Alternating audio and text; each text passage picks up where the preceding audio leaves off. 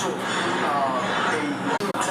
এক্ষেত্রে দুইজন মিলে তারা যে আজকে যে ইতিহাস তৈরি করলো সেই ইতিহাস অবশ্যই এবং বাংলাদেশের শিক্ষার্থী সমাজের পক্ষ থেকে যে সকল দাবি, তরুণ সমাজের যে সকল দাবি এবং বাংলাদেশকে সামনের পানে এগিয়ে নিয়ে যাওয়ার জন্য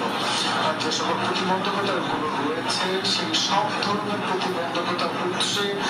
তারা যেমন ছাত্র বিক্ষোভের বিপরীত যত ধরনের প্রতিবন্ধকতা ছিল সবগুলো পার করে যেমন আজকে তারা তাদের দাবি সফলভাবে করেছে, একই রকম ভাবে বাংলাদেশকেও তারা সামনের দিকে এগিয়ে নিয়ে যাবে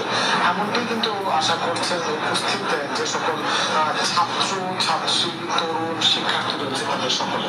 তার পাশাপাশি এখন যদি দেখি রাজনৈতিক দলের নেতৃত্বের বক্তব্য, বৃষ্টি আপনি জানেন যে বাংলাদেশের বিভিন্ন শ্রেণী পেশার মানুষ সাথে আলোচনা বলেন অথবা তাদের মতামত এই সবকিছুর উপর